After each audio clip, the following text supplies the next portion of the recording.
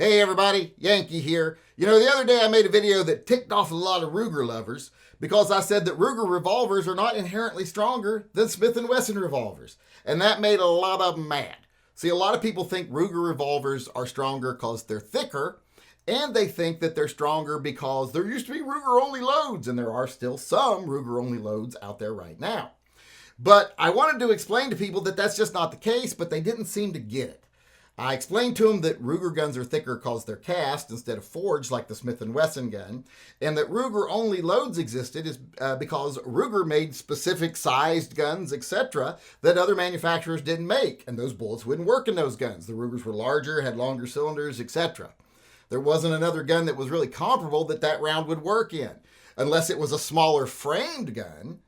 That would also take 45 Colt, but you didn't want to shoot really high-powered loads that were meant for a large frame gun in a small frame gun. And I tried to explain that to people, but they didn't get it. So today I want to try to do it in a way that I think hopefully they'll understand with some visual aids here, because some people are visual learners.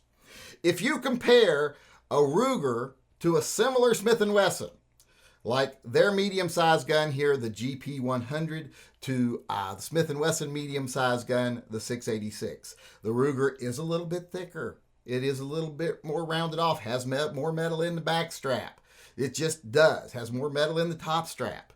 But it isn't stronger. It's just like I said, it's that way because it's cast. This gun is forged, doesn't need as much metal to be as strong here as it does here. Now, when people start having a lot of problems is when they forget that there's different frame sizes when it comes to revolvers.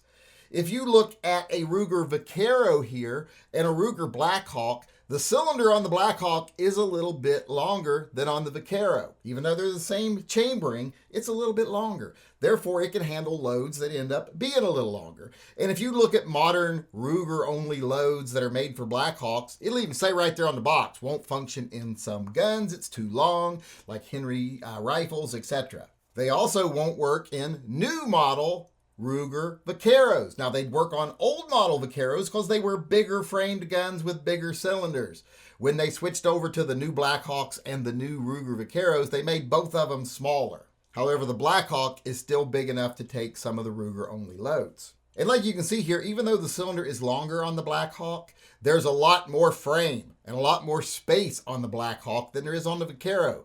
Same caliber, but this one's just built different. It's a bigger gun. It's got a bigger cylinder, bigger frame, etc., so it can handle heavier loads. But these are both Rugers. So if it was that Rugers are just stronger inherently, they'd both be able to take the load. But they can't because you're comparing two different size guns. And that becomes even more of an issue when you're comparing a large frame gun like the Blackhawk to a medium frame gun like a K or an L frame Smith & Wesson. Surely this gun should be stronger. It's a much larger gun. This is a smaller gun. If you want to compare the large frame size Ruger to any Smith & Wesson, you have to compare it to an end frame gun like this 629 here. And if you think this gun is stronger than this gun, you're crazy, because this gun can handle some very stout 45 long Colt, but this gun can handle 44 Magnum. The really hot Ruger 45 Colt loads are, 350 grain bullets going about 1,100 feet per second. Well, that's a tame 44 Magnum. So when you compare similar frame size guns here, yes, once again, the Ruger has thicker top straps. The Ruger has thicker back ends here. Just they're thicker, period, but they're not stronger. If you look at similar size guns, the Smith & Wesson is just as strong. Now, Smith & Wesson only makes one 45 Colt. If you wanted to compare 45 Colt to 45 Colt, I don't own one. It's a Model 25, but it is also an in-frame gun, and it has the same size cylinder as a 44 mag gun.